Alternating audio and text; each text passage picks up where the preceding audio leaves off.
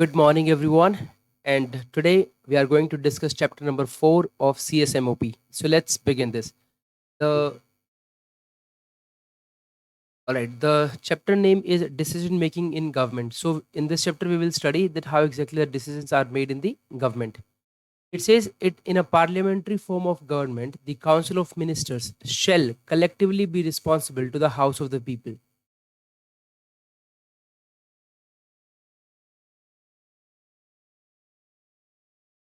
Okay जो parliamentary form of government है इसके अंदर क्या होता है जो काउंसिल ऑफ मिनिस्टर्स हैं they shall collectively be responsible to the house of the people parliamentary form of government के अंदर जो काउंसिल ऑफ मिनिस्टर्स हैं ये कलेक्टिवली रिस्पॉन्सिबल होते हैं to the house of the people.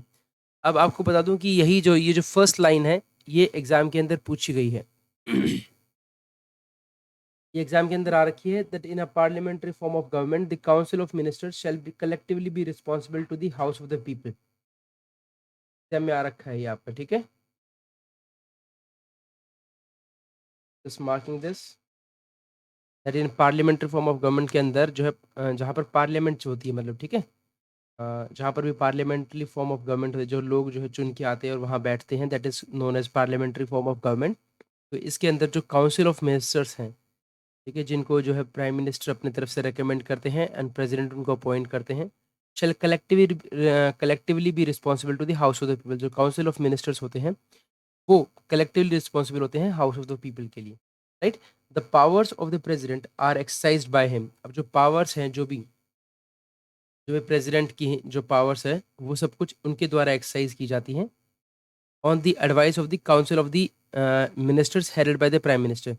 अब जितनी भी जो कॉन्स्टिट्यूशन के अंदर जो पावर्स दे रखी है प्रेसिडेंट को वो सब की सब जो है उनके द्वारा की जाती है on the advice of the council of minister, जिसको काउंसिल ऑफ मिनिस्टर को हेड कौन करते हैं? प्राइम मिनिस्टर हेड करते हैं, ठीक है।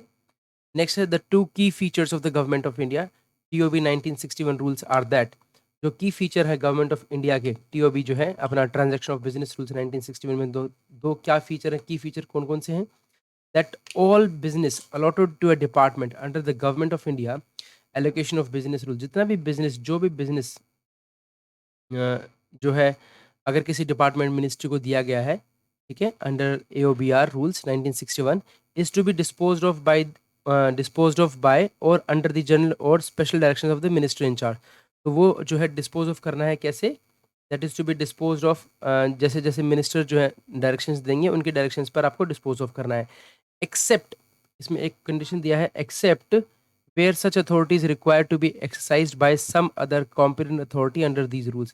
लेकिन किसी किसी में भी ऐसा भी है, कुछ कंडीशंस अगर पहले से दे रखा है जहाँ पर आपको बोलते हैं कि नहीं ये जो है ये काम कोई और करेंगे या इस तरीके से करेंगे, तो वो वाला जो काम है except where such authority is required to be exercised by some other competent authority. हो सकता है किसी डिपार्टमेंट से रिलेटेड कोई भी काम हो लेकिन उसको जो है कोई दूसरी अथॉरिटी उसको एक्सरसाइज करोगी, तो वो पहले आपको दे रखा है, ठीक है। नेक्स्ट है when the subject of a case concerns more than one department. कोई भी एक ऐसा सब्जेक्ट है, ठीक है, जो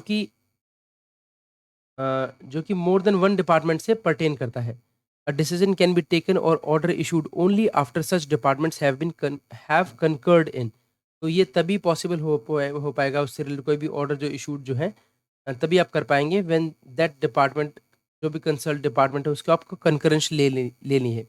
और failing such concurrence a decision thereon has been taken by और under the authority of cabinet. अगर मान लीजिए उस डिपार्टमेंट से नहीं ले पाते हैं, अगर आप ऐसा करने में फेल हो जाते हैं मान लीजिए, ठीक है, देन आफ्टर दैट उसको क्या करना पड़ेगा? आपको कैबिनेट से वो अप्रूवल या कैबिनेट कमेटी से आपको अप्रूवल लेना पड़ेगा, ठीक है। Financial and administrative powers have been delegated to authorities under the ministry in charge through acts। देखिए फाइनेंशियल अथॉरिटीज जो भी एडमिनिस्ट्रेटिव पावर्स है, जो भी फाइनेंशियल पावर्स है, they have been delegated to authorities under the ministry in charge. उनको दे रखी है through acts, rules, executive instructions, departmental instructions के थ्रू वो जो है जो जो पावर्स है वो डेलीगेट कर रखी है authorities. Therefore one must look into the relevant documents to determine कि इस पर किसका जो है पावर है, किसकी अथॉरिटी जो है किसको मिली हुई है। तो the procedure to determine the procedure to be followed and who is the competent authority, ठीक है। हर एक केस में जैसे हम भी जो भी केसेस करते हैं तो हमारे पास भी क्या है, HOD head of the department होता है एक, जिसके अंदर क्या होता है तो अथॉरिटी जो है डेलीगेट की हुई होती है, राइट। या फिर जो है हर एक केस के अंदर जो कॉम्पिटेंट अथॉरिटी है वो अलग-अलग होते हैं। जैसे अमाउंट जैसे हम डीएफपीआर पढ़ेंगे then we will get to know about it. ठीक है? चलते हैं आगे।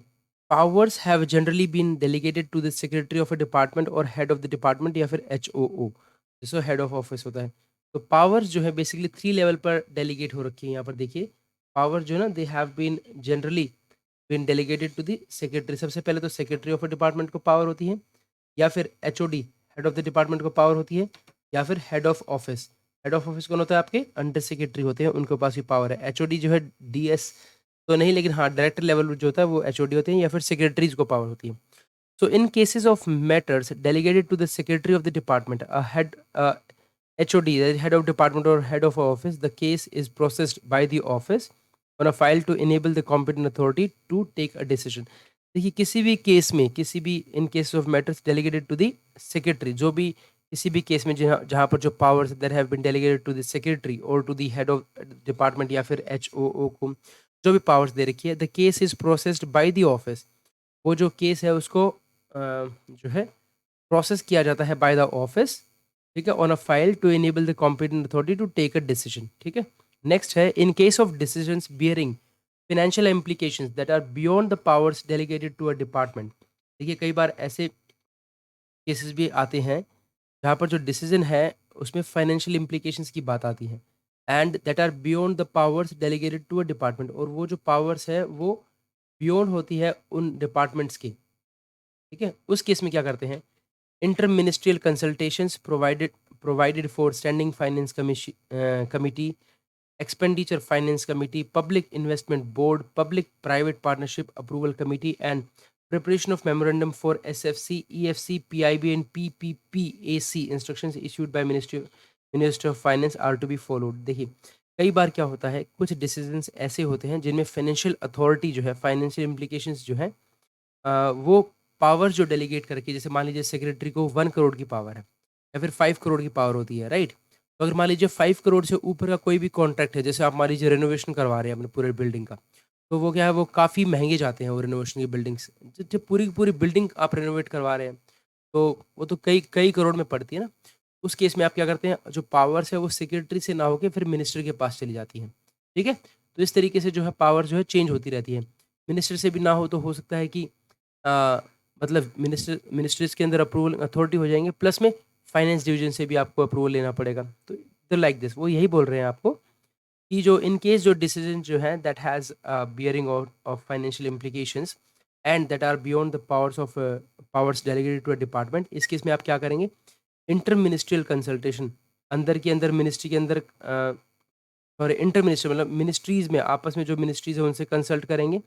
Provided for the standing finance committee, अगर कोई स्टैंडिंग फाइनेंस कमेटी है उसके उससे, एक्सपेंडिचर फाइनेंस कमेटी है उससे, या फिर पब्लिक इन्वेस्टमेंट बोर्ड है, public private partnership approval committee है, या फिर preparation of memorandum for SFC that is standing finance committee, या फिर एक्सपेंडिचर फाइनेंस कमेटी, या फिर पब्लिक इन्वेस्टमेंट बोर्ड, या फिर public private partnership approval committee. इनकी जो इंस्ट्रक्शन जो मिनिस्ट्री ऑफ फाइनेंस ने वो कर रखी है उससे आप कंसल्ट करेंगे। ठीक है। तो ये जो यहाँ पर आपको नाम दे रखा है ना, इंटर मिनिस्ट्रियल कंसल्टेशंस, ये किसके है? दो थोड़े से स्टैंडिंग कमिटी जो है इनका नाम याद रख लीजिएगा। स्टैंडिंग फाइनेंस कमेटी है, ठीक है? Then we have expenditure finance committee है, then we have public investment board and we have public private partnership approval committee. तो इनसे आपको कंसल्ट करना होता है। ठीक है? नेक्स्ट चलते हैं आपका। It says for decisions requiring approval of committee of secretaries, for decisions requiring approval of committee of secretaries, group of ministers, committee of the cabinet, or the cabinet guidelines issued by the cabinet secretary are to be adopted।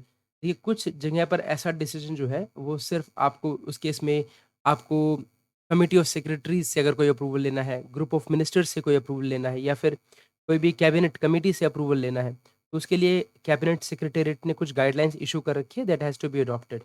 Okay.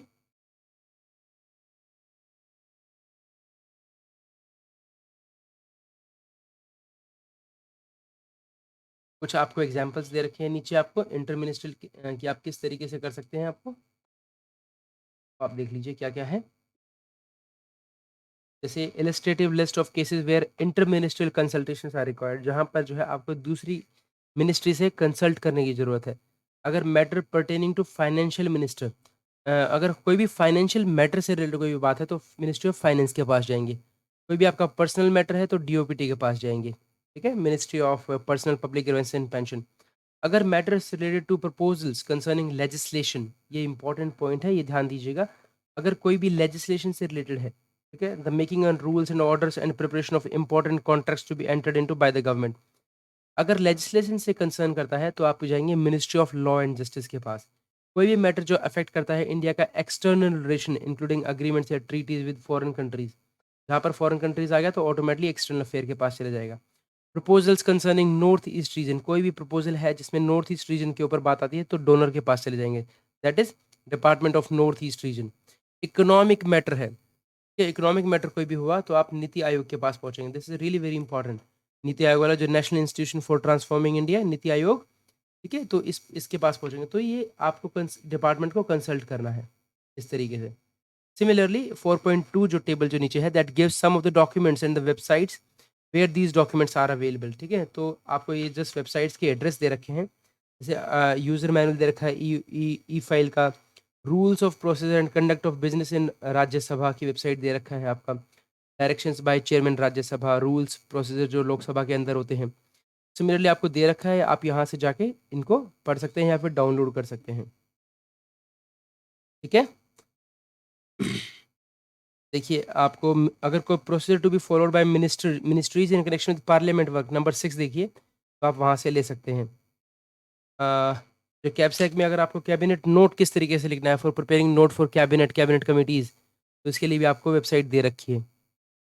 High level commission committees किस तरीके से बनाते हैं, authentication orders and other instruments rules जो हैं वो MHA की site पर दे रखा है।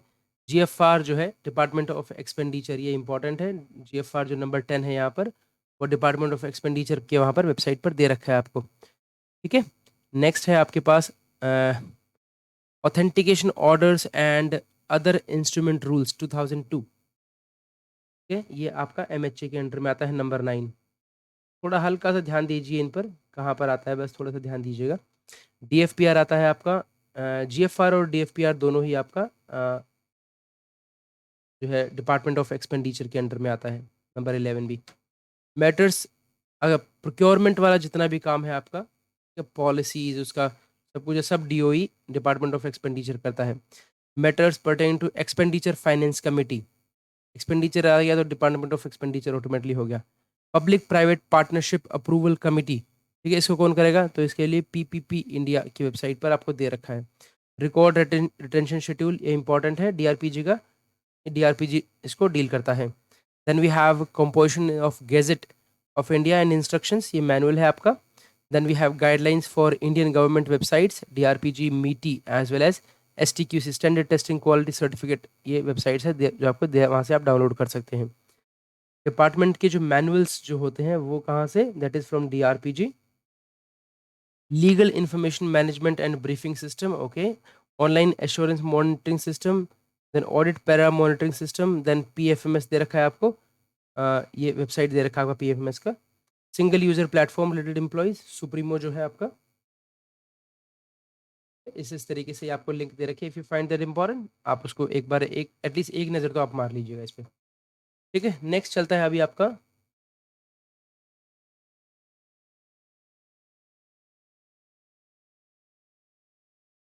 ऑलराइट, यहाँ तक हमने कर लिया, ये वेबसाइट्स थी हमारे पास। देखिए अब यूआरएल या फिर link change from time to time, वो अलग अलग जो है चेंज हो जाता है। 4.4 आपको बोल रहा है that for matters delegated to an authority, जब भी कोई भी मैटर अगर किसी अथॉरिटी को डेलीगेट किया जाता है विद इन ए मिनिस्ट्री या डिपार्टमेंट, तो decisions are arrived at through noting. ठीक है, जो अगर मान लीजिए किसी को कुछ भी पावर दे रखी है तो आप थ्रू नोटिंग ही तो करते हैं ना उसको। ठीक है, तो व्हाई इज इट ओपनिंग, तो बोलता है फॉर मैटर्स कोई भी अगर किसी को भी अथॉरिटी दे रखी है एक डिपार्टमेंट के अंदर, तो उनको आपको थ्रू नोटिंग आप किसी भी डिसीजन पर पहुंचते हैं from the initiating officer of on a file which is submitted to the competent authority through the channel of submission. ठीक है, तो आपको पता है कोई भी जो फाइल पर जो डिसीजन जो लिए जाते हैं वो थ्रू नोटिंग ही लिए जाते हैं। राइट। नेक्स्ट है आपका सेक्शन या फिर डेस्क जो है, they are encourage to develop and update tools of knowledge. Yes, देखिए अगर सेक्शंस जो हैं if they update their tools of knowledge management, ठीक है, देखिए चैप्टर 11 में बताया गया है to develop and institutionalise a person independent information system for retention of knowledge and its transfer to the successor. तो ये सबसे अच्छा हुआ था अगर हम अपने टूल्स जो नॉलेज मैनेजमेंट के टूल्स है अगर हम इनको अपडेट रखेंगे, सो दैट कोई भी नया पर्सन आता है तो उनको डिफिकल्टी ना हो, तो ये बहुत अच्छा हो जाएगा। The role of government, directors on board of PS public enterprises shall be govern by the DPE. This is really very important कि जो गवर्नमेंट डायरेक्टर्स हैं के रोल के जो गवर्नमेंट डायरेक्टर्स हैं on board of PSC public sector enterprise, जो पीएससीज होती हैं हमारी पब्लिक सेक्टर एंटरप्राइजेज जो होती हैं पीएससी, उनका जो उनका जो गवर्नमेंट डायरेक्टर ऑन बोर्ड जो भी बोर्ड में उनके जो डायरेक्टर बैठते हैं वो जो है गवर्न किया जाता है बाय द डीपीई। ठीक है, डीपीई के थ्रू किया जाता है ये। नेक्स्ट है आपका the process of decision making in government depends on whether it needs approval of the parliament और द कैबिनेट कमेटी और द कैबिनेट और is with in the power of minister secretary दस डिसीजन मेड इन गवर्नमेंट में be categorise as under. देखिए अब depend करता है कि क्या वो जो पावर्स है वो आपको दी गई है नहीं गई दी गई है किसी भी चीज़ में आपको जब डिसीजन लेना होता है। तो बोलता है the process of decision making in government depends on whether it needs approval of parliament. वो डिपेंड करता है कि क्या आपको उससे अप्रूवल से पार्लियामेंट से अप्रूवल लेना है या फिर कैबिनेट से लेना है या फिर कमेटी ऑफ द कैबिनेट से लेना है या फिर आपके अंदर ही लाया करता है। तो डिसीजन जो है इस तरीके से उनको कैटेगराइज किया गया है। कैसे कैसे? फर्स्ट है अगर मान लीजिए कोई लेजिस्लेटिव प्रपोजल्स हैं, अभी हमने पहले ही पढ़ा इससे पहले कि जब भी लेजिस्लेटिव प्रपोजल आते हैं तो हमें ministry of law and justice से करना पड़ेगा। अगर कोई पॉलिसी इश्यूज हैं, ठीक है, तो डिपेंड करता है हमें किस किस डिपार्टमेंट से कौन सी पॉलिसी के बारे में बात करें तो उनसे बात करनी पड़ेगी।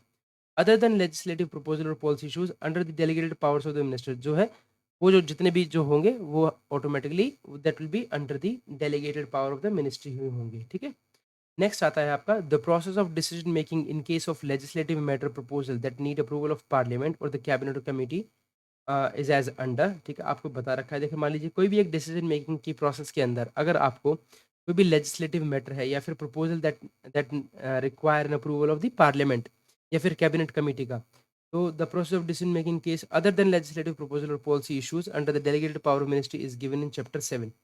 ठीक है, इसके अलावा जो है चैप्टर 7 में दे रखा है इन्होंने कि कौन किस किस तरीके से आप जो है प्रोसेस करेंगे डिसीजन मेकिंग को। तो देखिए द प्रोसेस ऑफ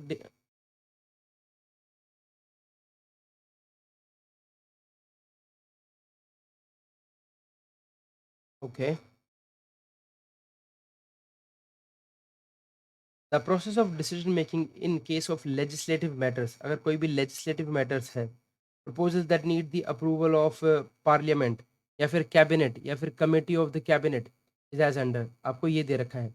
अगर किसी भी डिसीजन मेकिंग के अंदर आपको जो है सिर्फ लेजिस्लेटिव मैटर के बारे में बात कर रहे हैं, अगर आपको अप्रूवल पार्लियामेंट का अप्रूवल चाहिए किसी भी कैबिनेट में तो चाहिए, तो ये दे रखा है आपको किस तरीके से करना है।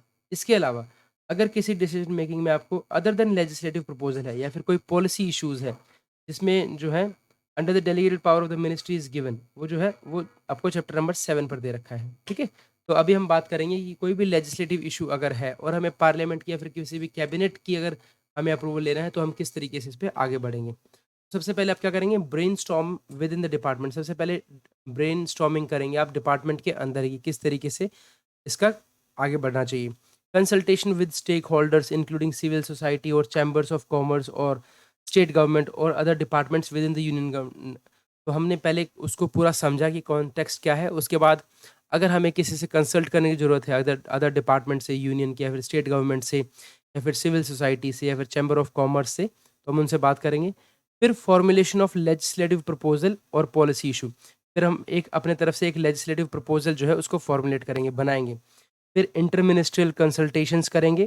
फिर obtain approval of the cabinet. देखिए सबसे पहले आप अपने तरफ से बनाएंगे, फिर जो जो जिस जिस पॉइंट में आपको अप्रूवल की ज़रूरत पड़ती है जिस जिस मिनिस्ट्री की उनके पास भेजेंगे, वहाँ वहाँ से आप उनका लेंगे जो भी अप्रूवल है। वो लेने के बाद फिर आप कैबिनेट को भेजेंगे for the approval of the cabinet. ठीक है, वहाँ से फिर जो है बिल जो है इंट्रोड्यूस होगा पार्लियामेंट के अंदर, जहाँ पर जिसमें भी ज़रूरत होगी तो उसमें जो है पार्लियामेंट के अंदर ज़रूरत बिल जो है पुटअप होगा पार्लियामेंट के अंदर।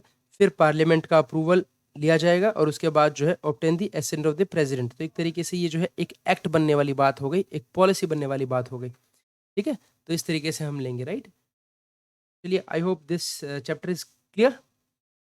ये फोर्थ वाला चैप्टर हो गया हमारा, राइट। चलिए, तो हम इसके बाद हम चलते हैं। ऑलराइट, हम चलते हैं अब chapter number. Before that it says efficiency 4.9 आपको एक पॉइंट दे रखा है। Okay, no, 4.9 is left here. Okay, देखिए, efficiency in decision making in the government की किस तरीके से एफिशिएंसी जो है डिसीजन मेकिंग में होती है उसके बारे में अभी हम पढ़ लेते हैं। ठीक है, कि डिसीजन मेकिंग में आप एफिशिएंट कैसे हो सकते हैं।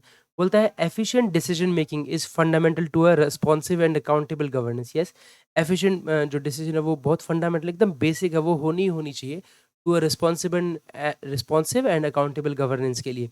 Accelerating the pace and efficiency of decision making is crucial for economic growth and enhancing the ease of living of citizens। ये कहीं ना कहीं आपको ये जो इसकी जो स्पीड है वो बढ़ानी पड़ेगी एफिशिएंसी की आपको, ताकि आप डिसीजन जल्दी से ले सके। ये बहुत क्रूशियल है ताकि हमारी जो कंट्री की इकोनॉमिक ग्रोथ है वो बढ़ सके, as well as for the enhancing the ease of living of citizen, जो लोगों की जो लाइफ है उसको ईजी किया जा सके। द CSMOP जो है that aims to bring simplicity, simple जितना हो सके रखिए, एफिशिएंट बनाइए, ट्रांसपेरेंट लगाइए गवर्नमेंट प्रोसेस को। ये काम करता है CSMOP। It has a guiding framework for effective functioning of the central secretariat office के लिए। ये क्या है, गाइडिंग फ्रेमवर्क है बेसिकली। सो सेकेंडली बोलता है compliance of the following provisions of CSMOP will enable enhancing efficient decision making. तो ये कह रहा है कुछ, अगर आप ऐसा करते हैं तो कहीं ना कहीं ये आपकी हेल्प करेगा एफिशिएंसी को एनहेंस करने के लिए। तो फर्स्ट पॉइंट बोलता है make available on the website of the department the channel of submission of cases other than the classified ones. जो भी क्लासिफाइड के अंदर होता है, सीक्रेट या फिर टॉप सीक्रेट है, उनको छोड़ के इसके अलावा आप जो भी है अपनी वेबसाइट पर डालिए। रिव्यू कीजिए उसको एटलीस्ट वंस इन 3 ईयर्स, 3 साल में एक बार उसको रिव्यू कीजिए। The level of disposal and channel of submission, जो भी आपका लेवल ऑफ डिस्पोजल है, किस किस लेवल से डिस्पोज ऑफ हो सकता है, जो भी चैनल ऑफ सबमिशन है उसको वहाँ पर दीजिए। Based on this the dealing officer will take action on the cases. इसके बेसिस पर जो है डीलिंग ऑफिसर एक्शन लेंगे। Secretary of the concern ministry department में consider forming interdisciplinary teams for addressing cross cutting issues. देखिए, कोई भी cross cutting issues अगर होते हैं, मान लीजिए आपको ही अपने डिपार्टमेंट के अंदर ही तीन चार डिपार्टमेंट से या फिर 3-4 सेक्शन से डील करना पड़ता है, तो उस केस में जो सेक्रेटरी हैं आपके, this is really very important, ये हमने पढ़ा था 7 चैप्टर में, कि जब भी अगर ऐसा केस आता है तो सेक्रेटरी जो है अपने तरफ से वो बनाएंगे।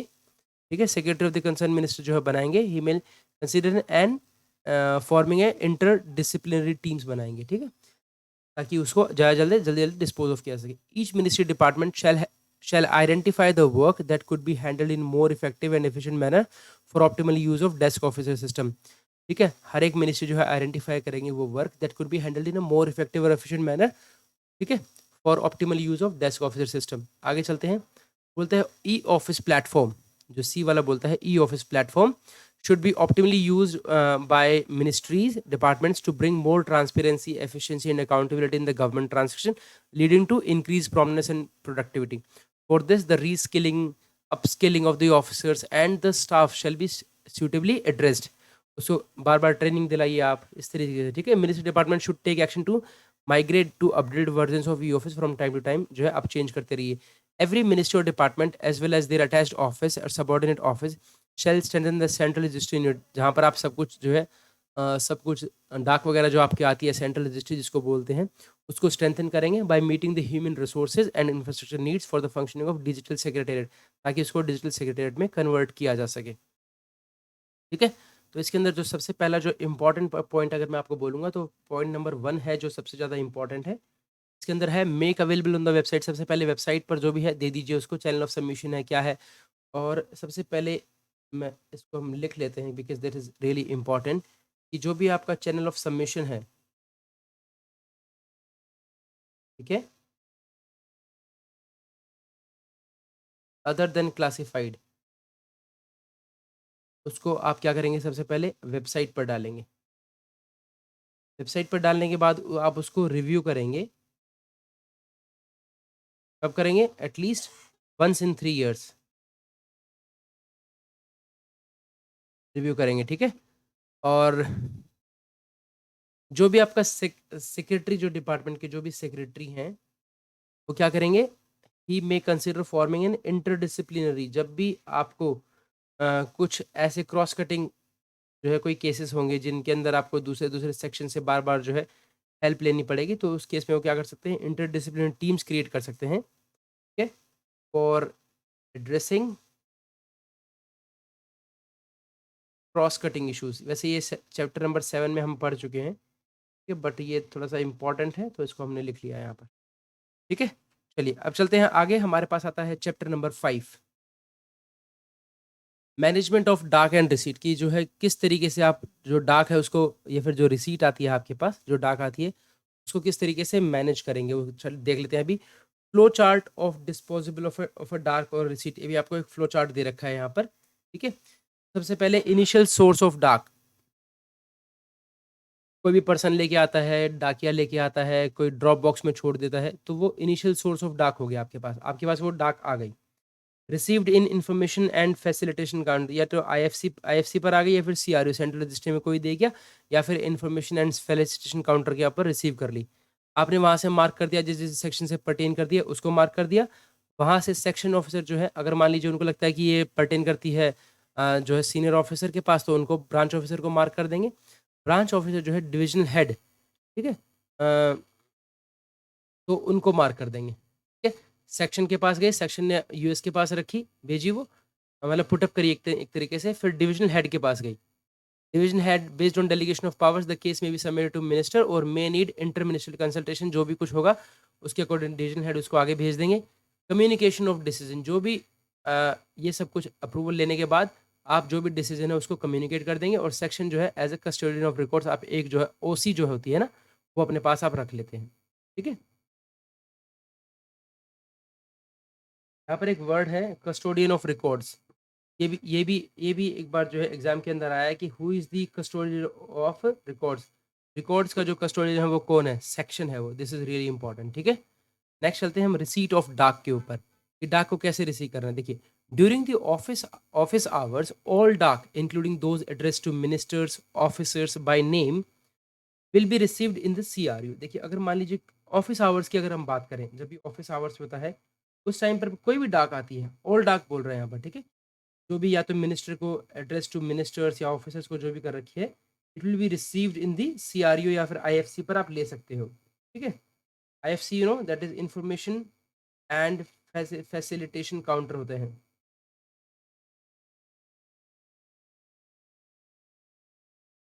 ठीक है।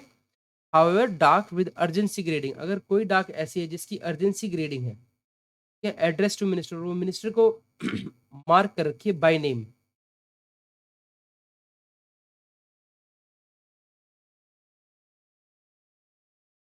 ठीक है। अगर वो बाय नेम मार्क कर रखी है मिनिस्टर्स को by name, is sent through special messenger, it will be received by them और देयर पर्सनल स्टाफ। देखिए, अगर किसी के ऊपर अर्जेंसी ग्रेडिंग दे रखी है, ठीक है, जैसे अर्जेंसी ग्रेडिंग में आपको दे दिया अर्जेंट लिख के दे दिया उसके ऊपर, ठीक है, तो अगर किसी भी डाक के ऊपर जब अर्जेंसी ग्रेडिंग दे रखी होती है, and if that is address to a minister या फिर किसी भी ऑफिसर को बाय नेम दे रखा है, इज सेंट थ्रू स्पेशल, या फिर वो किसी स्पेशल मैसेंजर के थ्रू आपके पास पहुंचाने के लिए आई है, ठीक है,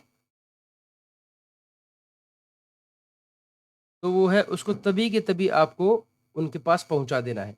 जिस भी फाइल या डाक के ऊपर अर्जेंसी ग्रेडिंग होगी, या तो मिनिस्ट्री ऑफिसर जिसके भी नाम पर उसको भेजी गई है, थ्रू स्पेशल मैसेंजर आप उसको डायरेक्टली जो है एड्रेस ही को दे देंगे, it will be received by them, और वो जो फाइल है वो रिसीव की जाएगी उनके द्वारा, ठीक है।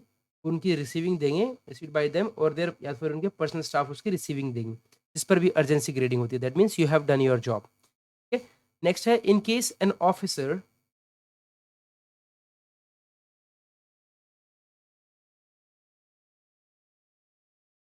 In case an officer is on leave, अगर मान लीजिए कोई भी ऑफिसर है जो कि लीव पर है, छुट्टी पर है, ट्रेनिंग पर है, टूर पर है, रिटायर हो गए हैं, ट्रांसफर हो गए हैं फ्रॉम द ऑफिस, उस द सक्सेसर या फिर जो इनका पर्सनल स्टाफ कंसर्न है, द लिंक ऑफिसर जो भी है, या फिर जो ऑफिसर बिलो सच रिटायर्ड या फिर ट्रांसफर्ड ऑफिसर कंसर्न है dealing with the subject will receive the डाक, ठीक है। तो अगर मान लीजिए आपका कोई भी ऑफिसर है,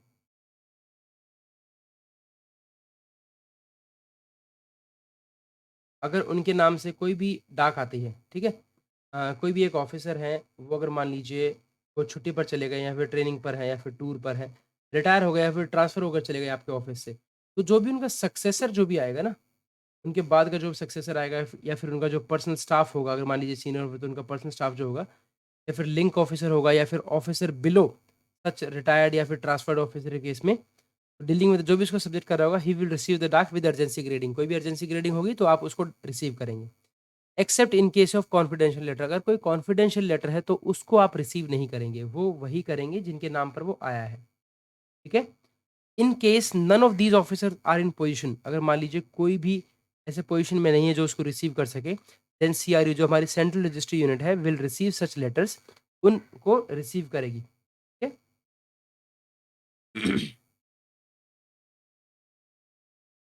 and in case no immediate or and or important letter should be undelivered or return by the department, तो इसलिए किसी भी केस में कोई भी इंपॉर्टेंट या इंपॉर्टेंट लेटर है, इमीडिएट या फिर इंपॉर्टेंट लेटर है, दैट शुड बी अनडिलीवर्ड और ये रिटर्न जो है नहीं होना चाहिए किसी भी केस में। ठीक है? ऐसा नहीं कह सकते आप कि नहीं जी वो तो वहाँ पर नहीं है, ये तो यहाँ पर नहीं है, नहीं। उसको आप सीआरयू के अंदर देंगे। ठीक है?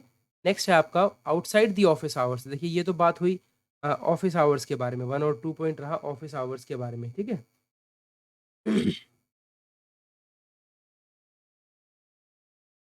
अब बात करते हैं आउटसाइड द ऑफिस आवर्स, जैसे छुट्टी वाले दिन की बात हो गई, क्या तो उस केस में क्या करेंगे?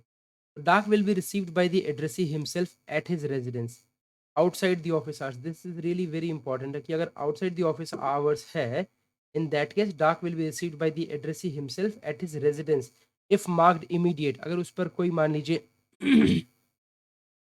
अर्जेंसी ग्रेडिंग दे रखी है उन्होंने पहले से, ये इमीडिएट है, ठीक है? और उनको मार्क कर रखी है, तो वो क्या करेंगे? अपने रेजिडेंस पर उसको रिसीव करेंगे। ठीक है? In such cases the officer will normally be informed in advance over telephone. आपको एडवांस में पहले से बताया जाएगा telephone about the dak being delivered at his residence, कि आपके घर पर जो है ये डिलीवर किया जा रहा है। In all other cases dak will be received outside office by इसके अलावा कोई इमीडिएट नहीं है, मान लीजिए कोई सिक्योरिटी, कोई अर्जेंसी ग्रेडिंग नहीं दी है आपने,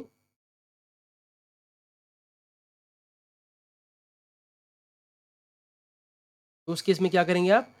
इसके अलावा डाक जो है will be received outside officers are by the night duty clerk of the department, जिसकी भी नाइट में ड्यूटी लगी होगी, क्योंकि सीआरयू जो है दैट ओपन्स 24 आवर्स, तो वो रिसीव करेंगे।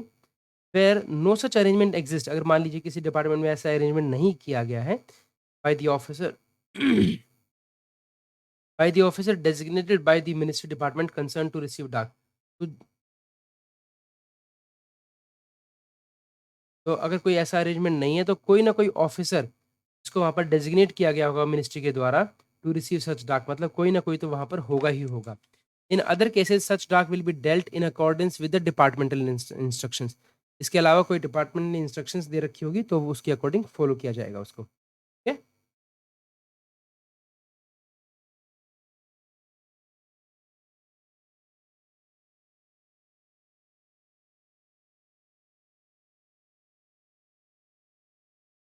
राइट। फोर्थ पॉइंट इसका बोलता है that communication received received through emails in the department will be downloaded centrally by the department by a designated person who will forward the same to the central registry. Such communication addressed to the minister officers will be downloaded by them or their personal staff। देखिए कोई भी जो communication जो है that is receive through email, emails के through अगर receive होती है डिपार्टमेंट के अंदर, so it will be downloaded centrally. Centrally उसको जो है वो डिपार्टमेंट में आ रही है, कोई भी किसी के नाम पर नहीं आ रही है, ये ध्यान दीजिएगा। अगर कोई भी कम्युनिकेशन आपको रिसीव होती है through email in the department will be downloaded centrally, मतलब कोई एक जो है उनको डिपार्टमेंट की जो है उनको कोई भी एक डेजिग्नेटेड पर्सन जिसका ड्यूटी होगी वो करेगा उसको, और उसका काम होगा that he will forward the same to the central registry को वो फॉरवर्ड कर देंगे। और ऐसी कम्युनिकेशन जो है जो भी मिनिस्टर्स को एड्रेस होगी, मान लीजिए कोई ऐसी है जो मिनिस्टर साहब के लिए एड्रेस है, तो that will be downloaded bye them और देयर पर्सनल स्टाफ, तो या जो है या तो उनको खुद मिनिस्टर करेंगे या फिर पर्सनल स्टाफ करेंगे, मतलब वो जो है उसको नहीं डाउनलोड करनी है उसको। ठीक है?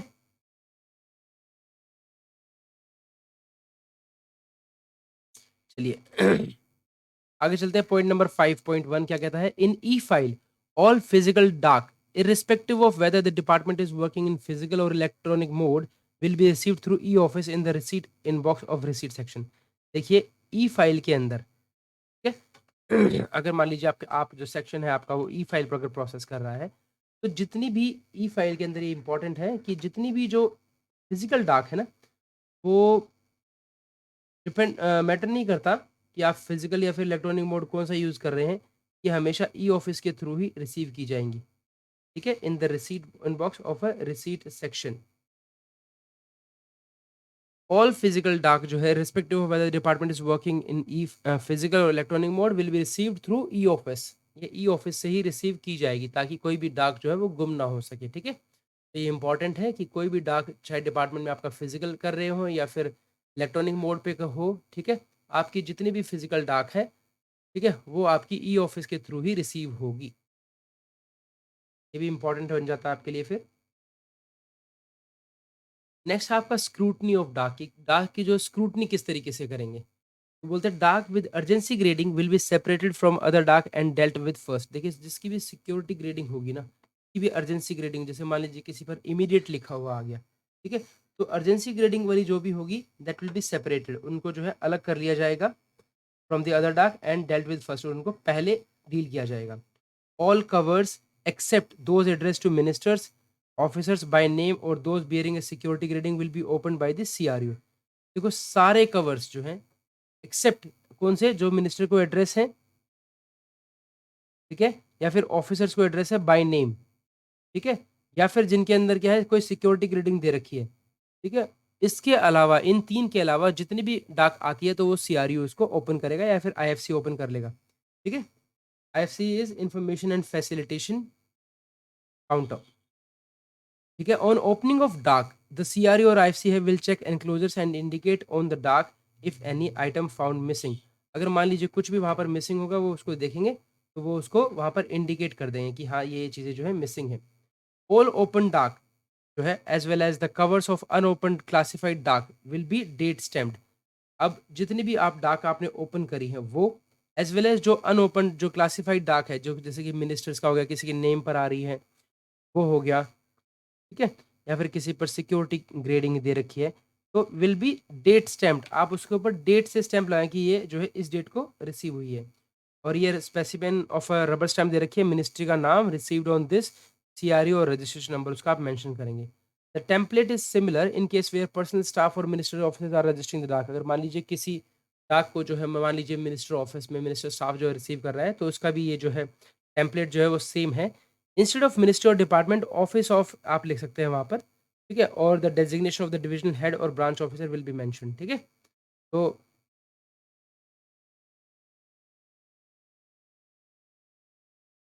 ठीक है, तो वहाँ पर आप इस तरीके से आप स्टैम्प करके उनको दे सकते हैं। ये आगे चलते हैं आपका। नेक्स्ट है आपका द एंटायर डाक is sorted out section wise and officer wise. जो पूरी की पूरी जो भी डाक आपके पास रिसीव होती है, तो आपने सेक्शन सेक्शन वाइज बांट लेना है और ऑफिसर वाइज बांट लेना है। इफ एड्रेस्ड बाय नेम, अगर नाम के थ्रू दे रखे तो ऑफिसर वाइज बांट लेना है। To facilitate this the CRU shall keep an up to date list of allocation of the subjects to various sections officers issued by the ministry department. तो उसके पास जो है एक अप टू डेट लिस्ट होगी, लिस्ट ऑफ एलोकेशन की, कौन जो है क्या काम कर रहा है, तो सीआरयू के पास होना मस्ट है, ठीक है, अदरवाइज डिस्ट्रीब्यूट कैसे करेंगे, ठीक है। नेक्स्ट है the receipt number generated is unique. देखिए जो भी आप रिसीट नंबर जो जनरेट करते हैं ना, वो यूनिक होता है और वो नॉन एडिटेबल होता है। It is it also is appended with section code for easy identification. इसके साथ साथ में उसको सेक्शन कोड दिया जाता है एक, ठीक है, ताकि उसको इजीली आइडेंटिफाई किया जा सके। Date and time stamp of the receipt, date और टाइम स्टैम्प होता है। Generation which is maintained in the system is also available with the receipt in electronic mode, वो ऑटोमेटिकली आता है, ठीक है। अगर आप इलेक्ट्रॉनिक रिसीव करते हैं तो वो ऑटोमेटिकली उस पर आता है। अब बात करते हैं रजिस्ट्रेशन ऑफ डाक की। डाक को रजिस्ट्रेशन कैसे करना है, ठीक है। डाक should be registered at the entry level. जैसे ही आती है वैसे ही आपको एंट्री लेवल पर ही उसको रजिस्टर करना है, so as to maintain the accountability of every paper received by the respective department.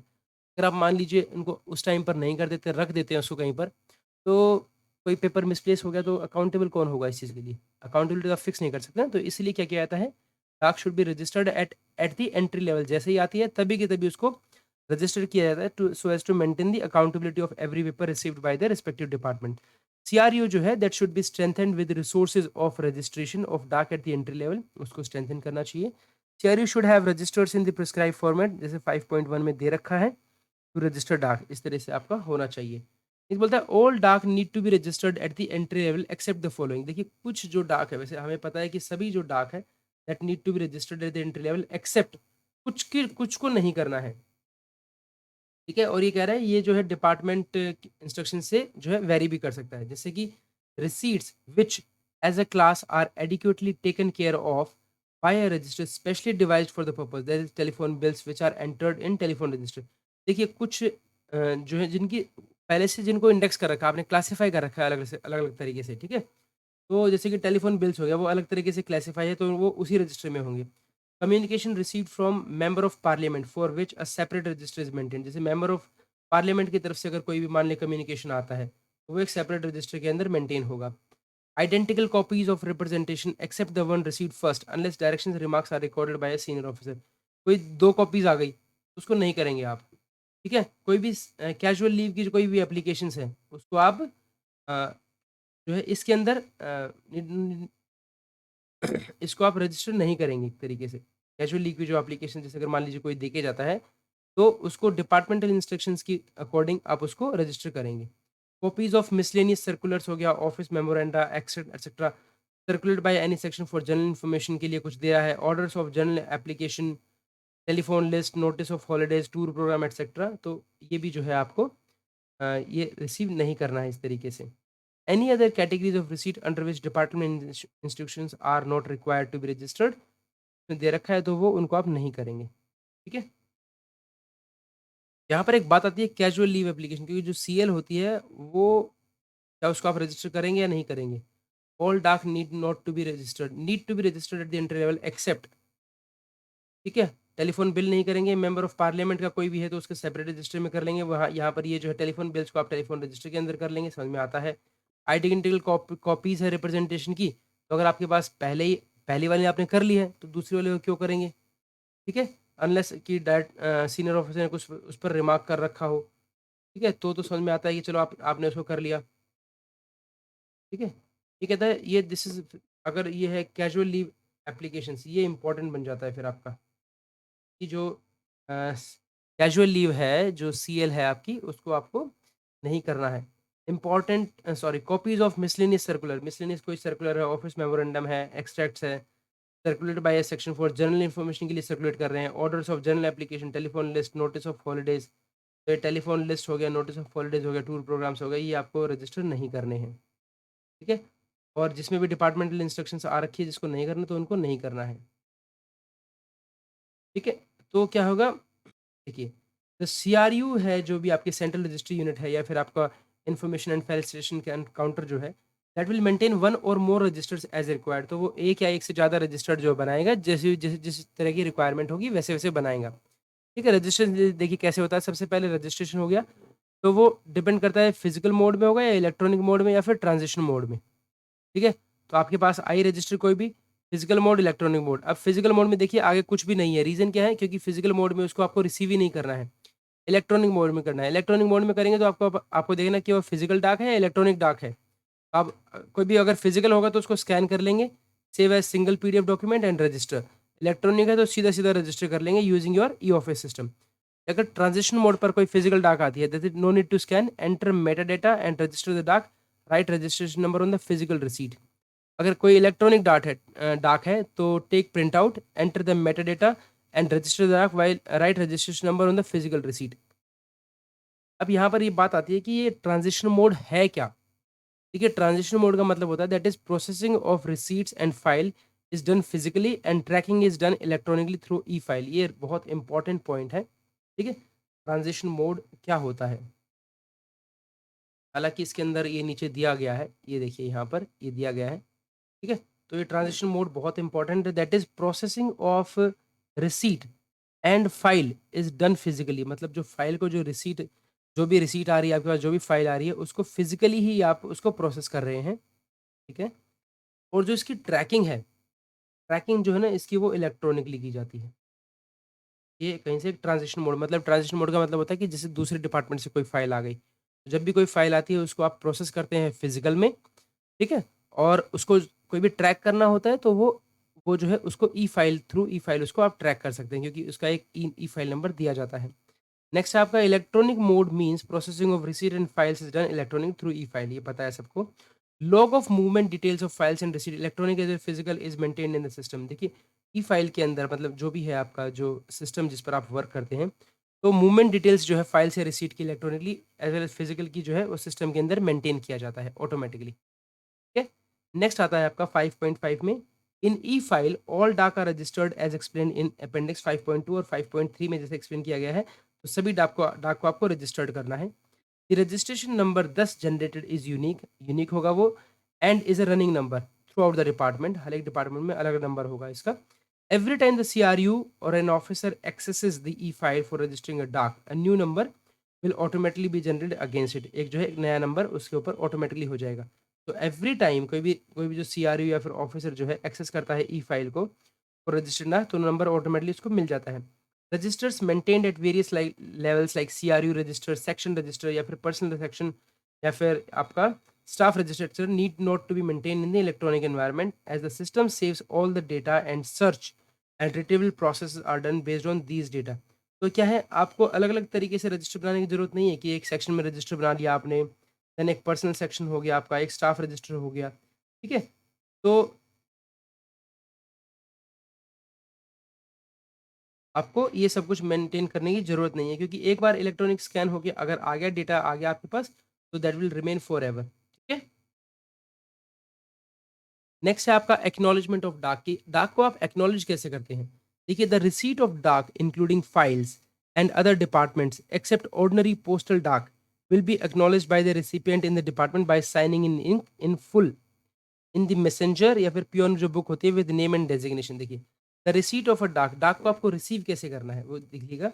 The receipt of a डाक इंक्लूडिंग फाइल्स, अगर कोई फाइल भी आ रही है उसको भी फ्रॉम अदर डिपार्टमेंट से आती है, एक्सेप्ट ऑर्डिनरी पोस्टल डाक। यहाँ पे इंपॉर्टेंट दे रखा है उन्होंने कि आपको जो जो ऑर्डिनरी जो डाक है ना, यहाँ पर एक्सेप्ट ऑर्डिनरी पोस्टल डाक जो होती है, तो छोड़ देना है आपको कि उसको भी आपको रिसीव नहीं करना है।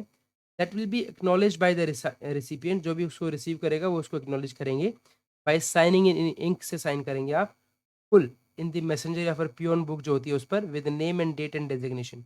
अ specimen of messenger book is given in 5.2 दे रखा है आपको। The box received through email should be acknowledged, ये देखिए इंपॉर्टेंट है, कोई भी जो डाक है, अगर आपको द डाक received through email should be acknowledged, उसको भी आपको एक्नॉलेज करना है। इम्पोर्टेंट बन जाता है कि जो भी डाक आपको ईमेल्स के थ्रू आ रही है उसको आपको एक्नॉलेज करना है। ठीक है? नेक्स्ट है आपका, ये आपको एक स्पेसिमेन कॉपी दे रखी है मैसेंजर की जो पियोन बुक होती है, उस पर आपको ये डेट रेफरेंस नंबर देगा डॉक्यूमेंट, यहाँ पर अपना साइन सिग्नेचर कर सकते हैं आप। ये है आपका इन e file acknowledgement of a डाक इज ऑटोमेटिकली डन। देखिए, ई फाइल के अंदर जो है एक्नॉलेजमेंट ऑटोमेटिकली हो जाता है। ई फाइल में अंदर आपको कुछ नहीं करना है, फाइल के अंदर आपको by the system through SMS या फिर आपको ईमेल पर चला जाता है। After registration of provided the mobile number and email address fields in contact details of the centre are filled in during registration in dak registration screen. Also there is a provision to send acknowledgements in templates, तो आप वो ई file से वैसे ही भेज सकते हैं। ठीक है, दैट्स इंपॉर्टेंट। अब आता है डिस्ट्रीब्यूशन ऑफ रिसीट्स की, जो रिसीट्स जो आपके पास आई है उनको डिस्ट्रीब्यूट कैसे करना है। The receipt will be sent to section officer concerned and acknowledged by the receiver. देखिए, जो रिसीट्स जो है, ठीक है, वो जो आएँगी आपके पास, that will be sent to section, section को भेज जाएँगे, या फिर किसी के नाम पर आए तो ऑफिसर कंसर्न को भेजी जाएँगी, and it will be acknowledged by the receiver, जो भी रिसीव करेगा उसको एक्नॉलेज करना है। Alternatively received receipt may be distributed and acknowledged obtained in the register maintained section wise या ऑफिसर वाइज, अगर कोई आप मेंटेन कर रहे हैं तो उनसे भी आप इस तरीके से रिसीट जो है उनको डिस्ट्रीब्यूट कर सकते हैं। ठीक है? बॉक्स दे रखा है ई 5.7। देखिए, ई फाइल के अंदर जब भी registration of dak is done electronically but processing on it is done physically, then the acknowledgement is done as above because the paper receipt moves manually. तो यहाँ पर ये कह रहे हैं कि अगर मान लीजिए कोई ई फाइल के अंदर आपने रजिस्ट्रेशन किया, ठीक है? इलेक्ट्रॉनिकली आपने उस रजिस्टर इलेक्ट्रिकली कर लिया, बट प्रोसेसिंग उस पर नंबर क्या डालोगे? तो जो इलेक्ट्रॉनिक नंबर डालते हैं ना, वो प्रोसेस करके डालते हैं, मतलब आप पेन से डालते हैं, ठीक है? देन द एक्नॉलेजमेंट जो है that is done above because the paper or receipt जो है moves manually. However when registration and processing both are done electronically then no register is required. लेकिन जब आप registration as well as the processing of both जो electronic करते हैं, तो उस केस में आपको कोई भी रजिस्टर करने की ज़रूरत नहीं पड़ती है। ठीक है, डाक विद अर्जेंसी ग्रेडिंग, ये बहुत इंपॉर्टेंट थोड़ा सा पॉइंट ध्यान दीजिएगा इस पर। जो भी डाक है विद अर्जेंसी ग्रेडिंग अगर किसी डाक की दे रखी है आपको, to be distributed as and when received, जैसे ही आती है वैसे ही आपको देनी है। Other dak may be distributed at suitable intervals, like 11 बजे दे दिया, 2 बजे दे दिया, 4 बजे दे दिया, इस तरह से आप दे सकते हो। बट अर्जेंसी वाली ग्रेडिंग वाली जो भी है that is distributed as and when received, जब भी आएगी तभी की तभी देनी है आपको। Such part of the ordinary dak as is received too late to be included in the last daily round. तो इस तरीके की जो अर्जेंसी ग्रेडिंग वाली जो डाक है, ठीक है, no sorry, such part of the ordinary dak, ये जो ऑर्डिनरी डाक जो है as is received too late, मान लीजिए बहुत लेट आती है, तो to be included in the last daily round will be kept ready for distribution early next day. अगर मान लीजिए कोई डाक आपके पास, कोई भी एक ऑर्डिनरी डाक है, अगर लेट रिसीव होती है तो आप उसको नेक्स्ट डे जो है इंक्लूड कर सकते हैं डिस्ट्रीब्यूशन के लिए, ठीक है। The official incharge of the CRE will ensure that, क्या इंश्योर करेंगे वो, that as far as possible sorting and registration of dak is complete on the day of its receipt. जितना ज़्यादा हो सके उसकी sorting कर लेनी है आपको, उसका रजिस्ट्रेशन करना है उस डाक का, ठीक है, सेम डे के अंदर, on the day of its receipt। ठीक है, नेक्स्ट है आपका, to the extent which the above work can not be completed during the day and without prejudice to the processing of immediate priority डाक, the night duty staff attends to it। देखिए, जो भी काम आप दिन में can not be completed during the day, ठीक है, विदाउट प्रिजुडिस मतलब कोई आप अपने किसी भी प्रकार का मन में द्वेष ना रखते हुए, प्रिजुडिस मतलब तरीके से अन्याय ना करते हुए, to the processing of immediate, जो भी इमीडिएट डाक है या फिर जो भी प्रायोरिटी डाक है, ठीक है, उसको आपको क्या करना है, the night duty staff attends to it, उसको नाइट ड्यूटी वाले जो भी स्टाफ है वो उसको अटेंड करेंगे, ठीक है। The total number of records pending at the end of the day for sorting and registration are handed over to the night staff, उनको आप हैंड ओवर कराएंगे, and full signature of night staff are obtained in token of having custody of these, और उससे आप ये जो है writing में लें कि हाँ हमने इतनी जो डाक है वो आपको दे दी है। Dak with urgency grading received outside office hours is to be sent to the section concerned if there is a staff on duty. ठीक है, अगर कोई भी स्टाफ वहाँ पर ड्यूटी पर है तो आपको वो तभी की तभी पहुँचा देना है वहाँ पर। सेंडिंग, ठीक है, अगर मान लीजिए कोई भी डाक जिस पे अर्जेंसी ग्रेडिंग है, ठीक है, और ये रिसीव्ड आउटसाइड ऑफिस आवर्स आपको मिली, is to be sent to the sections concerned if there is a staff on duty. अगर मान लीजिए वहाँ पर कोई स्टाफ ड्यूटी पर है तो वहाँ पर आप उनको दे दीजिए। नेक्स्ट है, sending communication through email is to be encouraged, हमें एनकरेज करना है उसको। Emails facilitate quicker dispatch, distribution and receipt of communications. Parliament units, budget section, coordination section must extensively send, ये तो यहाँ पर ये बात कर रहे हैं कुछ सेक्शंस की, जैसे कि पार्लियामेंट यूनिट हो गया आपका, बजट सेक्शन हो गया, coordination section, they must extensively send, distribute and receive communication through emails with a copy to authorise officers and section concerned. उनको ऐसा करना चाहिए, ऐसा बोला गया है। While furnishing information on such references, senders must, apart from attaching PDF documents, attach the Word and Excel documents also to facilitate quicker compilation। कोई चीज़ compilation करने के लिए बोल रहे हैं तो आप क्या कर सकते हैं, एक्सेल लगा सकते हैं, वर्ड डॉक्यूमेंट यूक्यू लगा सकते हैं, सो दैट उस पर काम जो है जल्दी हो सके, ठीक है। डिपार्टमेंट इंस्ट्रक्शन में भी इशूड इफ नीड भी, अगर जरूरत हो तो डिपार्टमेंटल इंस्ट्रक्शन आप इससे कर सकते हैं। नेक्स्ट पॉइंट आता है आपका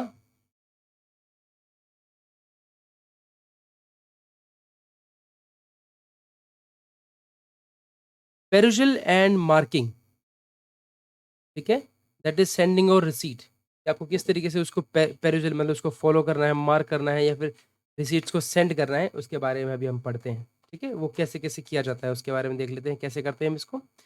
it says on receiving the receipts the section officer will, SO क्या करेंगे, he will go through the receipt. सबसे पहले एक एसओ का काम क्या होगा, सबसे पहले he will go through the receipt, okay, forward the missent receipts or emails directly to the section concern. जो भी मिस सेंड, जो भी गलत वापस रिसीट भेज रखी है, कोई ईमेल्स भेज रखी है, तो वापस से सेक्शन जो भी कंसर्न सेक्शन है उसको भेज देंगे। Separate those which either under the departmental instructions और इन हिज और हर डिस्क्रिप्शन शुड बी सीन, अगर लगता है कि सीनियर ऑफिसर्स को देखना चाहिए तो वो उनको सेपरेट कर देंगे। Retain such of the remaining receipts and emails as are of a difficult nature. ठीक है, उन रिटेन कर लेंगे उनको, रिमेनिंग रिसीट्स या ईमेल्स को जो कि डिफिकल्ट नेचर की है, या फिर जिसके अंदर कोई स्पेशल फीचर है जिसमें उसकी पर्सनल अटेंशन चाहिए तो उसको हटा लेंगे पहले से ही। Mark other receipts to the dealing officer, other receipts को जो है वो डीलिंग ऑफिसर को दे देंगे।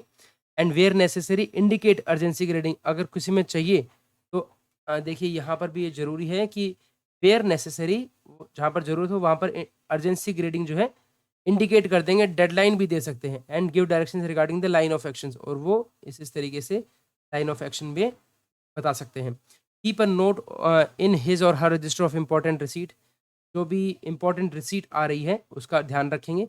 रिक्वायरिंग प्रॉम्प्ट एक्शन और disposal by a specified date. Submit the file to the officer who last noted on it, it if it is the one returned by other ministry. ठीक है, तो उसको अगर मान लीजिए कोई कोई ऐसी रिसीट है जो वापस आई है तो उसको उन्हीं ऑफिसर को देंगे जिन्होंने लास्ट नोट किया है। ठीक है, बॉक्स की बात करते हैं। ये बॉक्स है 5.8। देखिए, in e file the marking of a receipt or file is made to the officer concern in a predefined field, पहले से लिखा होता है, including self. In case of receipt there is a provision to mark a copy to other section to other officers too. Directions may be given from the drop down menu of action. Sender may use the remarks field. ठीक है, sender may use the remarks field to record his comments. Officers can set due date for submission in the set due date field. तो ये है इसके अंदर पहले से दे रखा है। ठीक है, the marking of receipt is made to the officer concerned in predefined field, including self. In case of receipt, there is a provision to mark a copy to other officers too. Directions may be given from the drop-down menu of action. Sender may use the remarks field to record his comments. Officers can set due date. Officers जो हैं they can set due date for submission in the set due date field. ये important है, receipt के ऊपर ही ई file के अंदर ऐसा किया जा सकता है कि ये जो है मुझे इस डेट तक चाहिए। ठीक है, कोई अर्जेंसी तो अर्जेंसी ग्रेडिंग क्रिएट करके ऑफिसर जो एसओ है आपके, वो आपको फाइल जो है मार्क कर सकते हैं। ठीक है, चलिए आगे चलते हैं। 5.7 में मूवमेंट ऑफ रिसीट की, रिसीट की जो मूवमेंट है वो कैसे होगा। देखिए, manual receipt submitted to officer will move in pads conspicuously labelled as receipt pad. ठीक है, एक रिसीट पैड होता है जिसके ऊपर हम पहले करते थे, अभी तो नहीं हो रखा है। ठीक है, their movement and perusal will receive prompt attention. The section officer will keep a careful watch on any hold up in the movement of receipt and take action to expedite. ये एसओ का काम होता है, ये याद रखिएगा। That is the section will keep a careful watch on any hold up in the movement of receipt and take action to expedite. The section will bring to his notice any receipt which is not received back from officers within a day. अगर एक दिन के अंदर अंदर वापस नहीं आई है तो वो उनको बताएंगे, सेक्शन बताएंगे एसओ को। ठीक है, नेक्स्ट आता है आपका 5.9 पार्ट आता है आपका, that is E file tracks every moment of a receipt और अ फाइल। ई फाइल जो होती है ना, ई फाइल जो है वो ट्रैक करती है हर एक मोमेंट आपके रिसीट का या फाइल का, सबका करती है। एक्शन बाय हायर ऑफिसर्स, अब हायर ऑफिसर्स क्या कह रहे हैं। Officers to whom receipts are submitted, जिनके पास दी जाती है वो क्या करेंगे, they will go through the receipt, they will go through the receipt, initial them, उसको साइन करेंगे, and return then to the SO, वापस भेज देंगे। Remove receipts which they may like to process or dispose of at his level. ठीक है, अगर उनको अपने लेवल पे करना है तो वो उनको निकाल लेंगे, और to submit to higher officer at dark stage, या फिर वो चाहते हैं कि हम इनको सीनियर ऑफिसर को दिखाएं तो वो उसको निकाल लेंगे। In which case movement of such receipt are to be made by a personal staff. ठीक है, जहां पर जो है पर्सनल स्टाफ के थ्रू ऐसी रिसीट्स को प्रोसेस करना है। Ensure that an existing file is obtained from the section or a new file is open by the section with respective reference made in the file register for action as in para 5.8। देखिए, ensure करना है कि एक existing file जो है is obtained from the section, ये existing file जो section के अंदर चल रही है वो ले ले, या फिर कोई न्यू फाइल जो है ओपन की जाए सेक्शन के द्वारा, with respective reference made in the file register, इसका जो है फाइल रजिस्टर के अंदर रेफरेंस किया जाए फॉर एक्शन। अगर मान लीजिए कोई ऐसी रिसीट है जिसके अंदर आपको नई फाइल खोलने की ज़रूरत है, या फिर इस पर कोई फाइल ऐसी है जिसको जो वहाँ से आ रखी है, तो उस पर आप ऐसा कर सकते हैं। ठीक है, नेक्स्ट आता है एलोकेशन ऑफ डिस्प्यूटेड रिसीट्स। कुछ कुछ ऐसी रिसीट होती है जिसका पता ही नहीं था कि किसके पास जाएगी। ठीक है, ये कह रहा है if a section feels that it is not concerned with concerned with a missent receipt or email forwarded to it, it should be brought to the no, तो ये क्या है आपको, it should be brought to the notice of under secretary लिया so designated by the department instructions for deciding allocation of. तो देखिए आपसे कोई पूछे यहीं पर कि अच्छा बताइए कि डिपार्टमेंट के अंदर कोई डिस्प्यूटेड रिसीट आ गई अगर, ठीक है, कोई भी डिस्प्यूटेड रिसीट है तो वो अंडर सेक्रेटरी क्या है, he is designated, specifically designated है by the department for deciding allocation of disputed receipt. In case of dispute, he will be responsible for the settlement of the dispute at the earliest within 2 working days. तो 2 working days के अंदर उसको settle करना है, ठीक है, from the date of receipt in the department, except that in case of disputed receipt with urgency grading he will be decided within half a day. और जिस पे अर्जेंसी ग्रेडिंग अगर किसी पे दे रखा है तो उसको आधे दिन के अंदर करना है। अर्जेंसी ग्रेडिंग है उसके लिए वो करेंगे, it will take only half day, ठीक है, और जो नॉर्मल जो है उसको करेंगे वो 2 डेज, जो भी डिस्प्यूटेड रिसीट्स है। और under secretary will be the, मतलब इनका पूरा इंचार्ज है वही, उन्हीं को ही ये जो रिस्पॉन्सिबिलिटी है वो दी गई है, ठीक है। नेक्स्ट आता है आपके पास action on receipt by functionaries in the department, की जो है कि फंक्शनरीज के द्वारा क्या क्या जो है उस पर एक्शन होगा। तो अगर कोई जनरल प्रिंसिपल्स बोलते हैं, actions on receipt will be so organise that it results in speedy and correct decision making process. देखिए जो भी जो एक्शंस जो होंगे रिसीट के ऊपर वो एकदम इतने ऑर्गेनाइज होंगे कि उस पर स्पीडी और जो है correct decision making process start हो सके। Certain general principles to be observe in this regard which are given below. Paper work जो है that will be kept in essential minimum, जितना हो सकता है पेपर वर्क को एकदम मिनिमम करना है हमें। Least possible time will be taken for examination disposal of cases unless a specific time limit has been prescribed in the receipt और इन द डिपार्टमेंट इंस्ट्रक्शन। कम से कम टाइम लेना है, ठीक है, या तो एक किसी पर टाइम दे रखा है तो एक अलग चीज़ है, डिपार्टमेंटल इंस्ट्रक्शंस दे रखी है तो एक अलग चीज़ है, वरना कम से कम टाइम में हमें जो रिसीट है वो डिस्पोज ऑफ करनी है। While disposing of cases, an officer will aim at optimizing the quality optimize करनी है आपको, as well as quantity of work performed by him. The objective should be speed and accuracy. तो सिर्फ दो ही चीज़ का हमें ऑब्जेक्टिव होना चाहिए अगर कोई मेल आती है आपके पास, स्पीड और accuracy. Simplified and pre structured format जैसे स्टैंडर्ड प्रोसेस शीट्स हैं आपको उसका यूज़ कर सकते हैं आप स्पीड और एक्यूरेसी के लिए। That will be developed for processing repetitive cases, जो भी रिपीटेटिव केस आते हैं उनके लिए आपको पता ही है। Simplified format should also be devised for the benefit of the citizen in their interaction with the officer, ठीक है। Action by the dealing officer, अब डीलिंग ऑफिसर क्या करेगा इस केस में, सबसे पहले जो था ये जनरल प्रिंसिपल्स बताया इन्होंने, अब बात कर रहे हैं कि एक्शंस क्या करेंगे dealing officer. The dealing officer must, सबसे पहले वो ही will go through the receipts, ठीक है, and segregate from the rest as per the urgency grading, ठीक है, सेग्रीगेट कर लेंगे अर्जेंसी ग्रेडिंग के according. Deal with the receipts with जो भी अर्जेंसी ग्रेडिंग है उनको पहले करेंगे, फिर बाद में वाली रिसीट्स को जो जनरल हैं उनको बाद में करेंगे।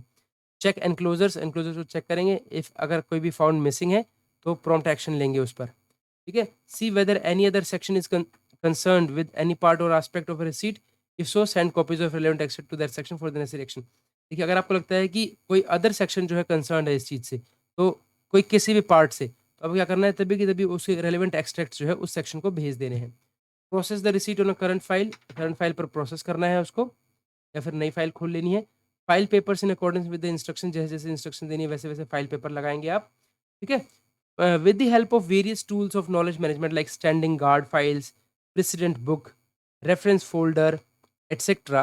Locate and collect other files for papers, if any, referred to in the receipt or has a bearing on the issues raised therein। देखिए जब भी कोई आपके पास रिसीट आती है तो वो पर्टिकुलरली ऐसा नहीं होता है किसी एक फाइल से ही पर्टेन करती होती है, ठीक है। तो उस केस में बोल रहा है with the help of various tools, आपके पास क्या क्या टूल्स हैं, वेरियस नॉलेज मैनेजमेंट के क्या क्या टूल्स हैं आपके पास, that is like standing guard files है आपके पास, ठीक है, जिसके अंदर आपको सारे पेपर्स जो है आपने इशू किए हैं वो मिल जाते हैं।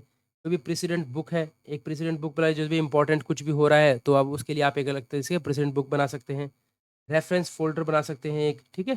तो वो क्या करेगा, that will help you to locate and collect other files, और पेपर्स को लोकेट करने में ईजी रहेगी वो आपके लिए, ठीक है। तो ये क्या है, these are the tools of knowledge management, knowledge management के टूल्स है, these are really very important and that actually helps a lot, ये बहुत हेल्प करता है।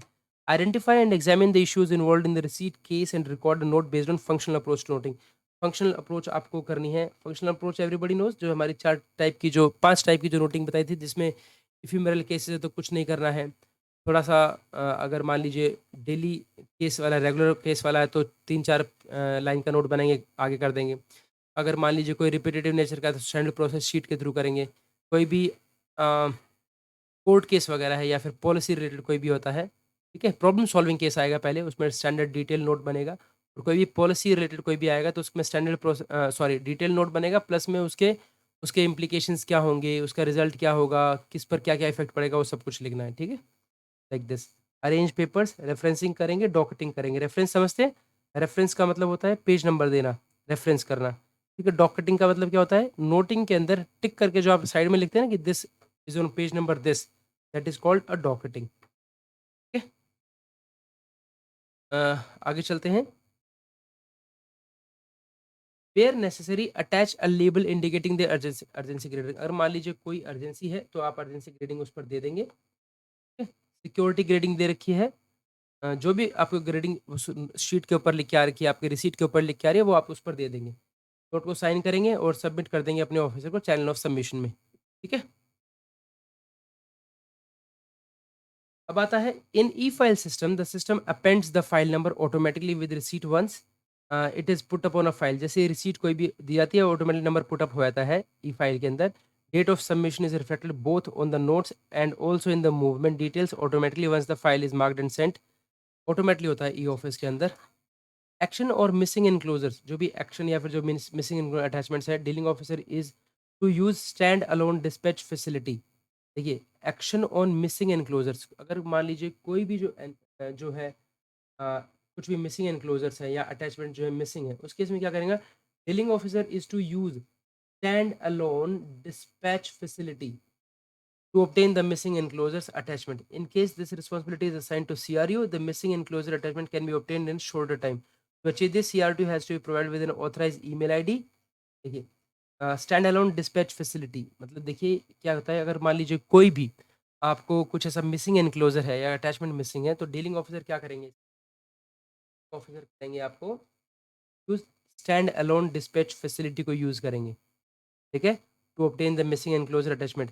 अगर मान लीजिए यही फैसिलिटी आपको आपने दे रखी है सीआरयू के द्वारा, ठीक है? Case this facility this responsibility is assigned to CRU, जो मिसिंग एनक्लोजर जो भी अटैचमेंट है it can be obtain in shorter time because to achieve this CRU has to be provided, कि उसको क्या देना है? That has to be provided with an authorise email ID एक दे दीजिए, वहां से वो उसको इन्फॉर्मेशन ले लेंगे वहां से। Action by section officer. अब सेक्शन ऑफिसर इस पर क्या क्या वर्क करेंगे? देखिए, section officer will scrutinise the note of the dealing officer, उसको अच्छी तरह से चेक करेंगे कि क्या क्या डीलिंग ऑफिसर ने क्या लिखा है। Routine dispose of routine cases like obtaining information for draft reply to parliament question sending reminder etcetera, उनको वो डिस्पोज ऑफ करेंगे, रूटीन केसेस जो भी होंगे। रिकॉर्ड करेंगे वेयर नेसेसरी और note setting out his own comments, ठीक है? जहाँ कहीं ज़रूरत होगी अपने रिकॉर्ड्स को सेट करेंगे वहाँ पर कमेंट्स को। Submit the case to higher officer, progress को मॉनिटर करेंगे, ठीक है? और return the file take action like issue of communication करेंगे, फर्दर एग्जामिनेशन करेंगे उस केस को, ठीक है? What constitutes routine matter. अब रूटीन केसेस से मतलब आप क्या समझते हो, ठीक है? In terms of second above will be specified by each department in instruction department. Departmental instructions देंगे आपको कि रूटीन मैटर क्या होता है। एक्शन बाय ब्रांच ऑफिसर मतलब यूएस जो है वो क्या करेंगे? ठीक है, if an agreement with the view of the section they will append the signature. अगर वो एग्री कर रहे हैं कि हाँ जो लिखा है वो ठीक लिखा है, then they will simply append the signature, अपने सिग्नेचर यहाँ लगाएंगे, ठीक है? And submit the file to the computer authority, और कंप्यूटर अथॉरिटी को फाइल दे देंगे। Else they may return the file with return advice. क्या करेंगे? या तो अगर ऐसा नहीं है तो वो रिटर्न कर सकते हैं फाइल को विद द रिटर्न एडवाइस, ठीक है? Record on note and submit the file to the computer authority, मतलब उनके पास दोनों ही ऑप्शन है, either he can send file back to the section or he can put his note there and send the file to the higher officers. Okay, तो चलिए अब आगे बात करते हैं इसमें। अभी इसमें आ गए हैं, देखिए चैप्टर तो हमारा हो गया है, अब अपेंडिक्स की बात करते हैं कि डाक रजिस्टर कैसा होगा। तो डाक रजिस्टर में देखिए registration number, letter reference number, letter की date, from whom, language, brief, subject, इस तरीके से होगा। इंस्ट्रक्शंस पढ़ लेते हैं, if we find anything important तो हम उसको मार्क कर लेंगे। देखिए क्या है, column 1 and 5, 1 to 5 will be filled at the stage of registration before the receipts are handed over to the dealing officers, ठीक है? उनको भरना ही। Devanagari script will be used for registering Hindi receipts, ठीक है? हिंदी रिसीट्स के लिए आपको क्या करना है? देवनागरी रिसीट जो है यूज़ करनी है। हिंदी रिसीट्स में be suitably distinguished by either marking Hindi in column 5 और यूजिंग अ डिफरेंट कलर और इंक। ठीक है, वो कर लेंगे। कॉलम 8 जो है will be filled on the basis of entries in column 4 of the section officer register. For this purpose registration officer will collect and consult the ASO register periodically say once a week. Okay, column 9 will be filled by the registration officer on receipt of office of copy of. ठीक है, in column 10 remarks is filled in the in based on the need of section. For instance, movement of receipt marked to officers for perusal etc. No reply was necessary will be filled in by the dealing officer after a decision has been taken at an appropriate level and that no reply is necessary. In case of a desk, all columns will be filled at an appropriate stage by the supporting staff attached to the desk functionary. The register used in CRU section, person section, or an officer will be known as CRU register. Section register or person section or staff register respectively.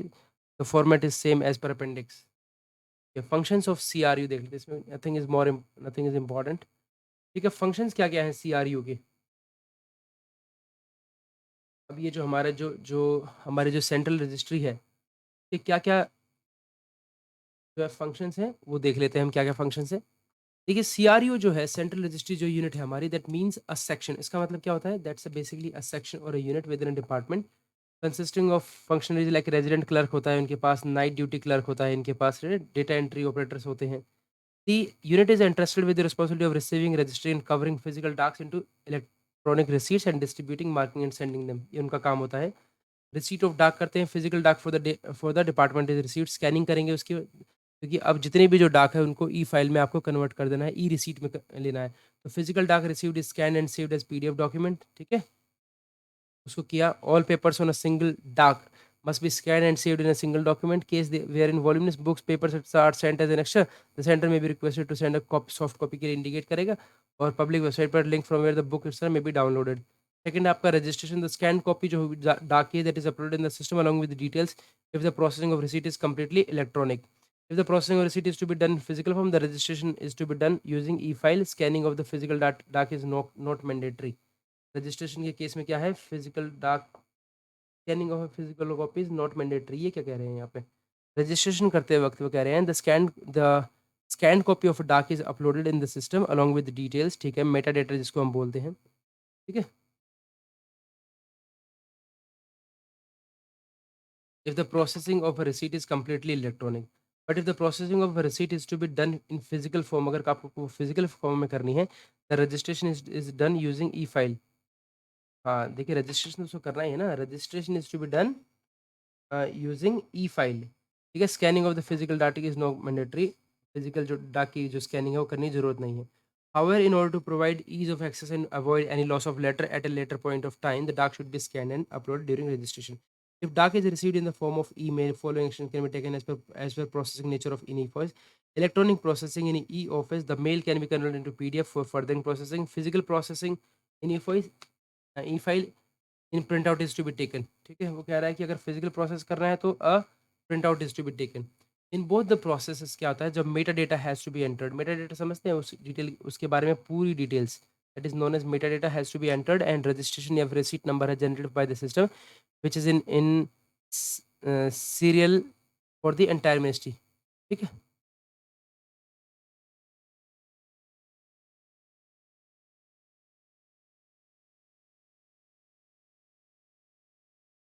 Okay, which is इन सेरिएटिम। सेरिएटिम जो मतलब सब के लिए अलग अलग होता है। ठीक है, storage of physical dak after scanning. अब आफ्टर स्कैनिंग जो है and registration, the physical dak जो है along with registration receipt number is to be sent to the respective section. This is done to as to retrieve or refer to it required. In the dak जो है receipt जो है may be forwarded to the concern section. Disputed receipts are to be dealt by the under secretary, जैसे बताया half day वगैरह urgent grading है तो, और 2 days नॉर्मल है तो। ठीक है, नॉर्मल कोर्स ऑफ टाइम में। Strengthening of CRU. CRU is considered as the backbone of successful and sustainable implementation of e-office in the organization. Therefore, following aspects of CRU must be looked into. Human resources, the human must be equipped with technically skilled manpower होनी चाहिए। Infrastructure होना चाहिए उनके पास, high volumes of डाक आती है उनके पास। ठीक है, मल्टीपल पेजेस डेली बेसिस पर। It is important to equip them with good quality high speed ADF scanner, new generation computer system होने चाहिए उनके पास, सो दैट उनको स्ट्रेंथन किया जा सके, अच्छे से वो लोग काम कर सके। अपेंडिक्स नंबर 5.3 बोलता है आपका guidelines for handling of daks in CRU. किस तरीके से करना है? अगर मान लीजिए कोई न्यूज़पेपर मैगजीन या पीरियडिकल्स आ गए, कोई रजिस्टर्स, कोई स्कैनिंग करने की जरूरत नहीं, सीधे सीधा लाइब्रेरी को दीजिए। प्राइवेट डाक आ गई आपके पास, LIC रिमाइंडर, पर्सनल बिल्स, कोई रजिस्टर नहीं, कोई स्कैन नहीं, जिस एड्रेस है उसको दे दीजिए। प्राइवेट डाक बाय रजिस्टर्ड और स्पीड पोस्ट कुछ नहीं करना है, receive in paper, register, take signature of address दीजिए। डाक बाय ऑफिस नेम से आ रही है तो येस करना है, ओपन एनवेलप करना है, स्कैन करना है, रजिस्टर करना है, electronic forward to section concern, write registration number on original paper and send it to respective sections. Dak by office name and bulk enclosures, उसको येस रजिस्ट्रेशन करना है। स्कैनिंग, स्कैन कर सकते हैं covering letter enclosures as hard copy जो आए हैं वो। Remarks about enclosure will be entered in the registration. If documents are important, officers, section person, staff may scan them and keep in a file against registration number. Dark by officer's name or marked private, classified, etc. Registration करना है, scanning नहीं करनी है। Will not be open, अगर कोई भी मान लीजिए कोई भी प्राइवेट या फिर कोई भी मार्क्ड एज प्राइवेट या फिर क्लासिफाइड अगर डॉक्यूमेंट आता है, it will not be open, ठीक है। However it will be registered and electronically forward, उसको रजिस्टर कर लेंगे, सिर्फ ऊपर ऊपर से देख के will be registered and electronically forwarded to the addressee. Registration number and date will be written on the unopened envelope and it will be sent to the concerned officer or his PA. It will be the duty of the addressee to, or his PA to scan it and enter into e-file against the concerned registration. The above mentioned guidelines are for reference purposes and the departments need to have their own instruction depending on different types, nature and importance of डाक receive, ठीक है। अब आता है scanning की क्या guidelines है। Scanning guidelines देख लेते हैं, अगर कोई नोट शीट है या फिर कोई कॉरेस्पॉन्डेंस या डाक है। देखिए अगर कोई नोट शीट है एकदम टीयर हो रखी है, पुअर लेजिबिलिटी है, उसको क्या करेंगे आप, क्लीन पेपर है तो ये, हैंड रिटन है तो ये, प्रिंटेड नोट पेपर ये तो है, ये कुछ नहीं करना है, ये स्कैनिंग वालों का काम होता है, ये हमारा कुछ नहीं है, ठीक है। ऑल राइट, सो इसको देखा जाए तो we have completed our 5th chapter also, so congratulations to all who are listening to this, and yes, with this thank you so much, and we will be meeting you in the next video where we will be doing our next chapters. With this, thank you so much and keep studying.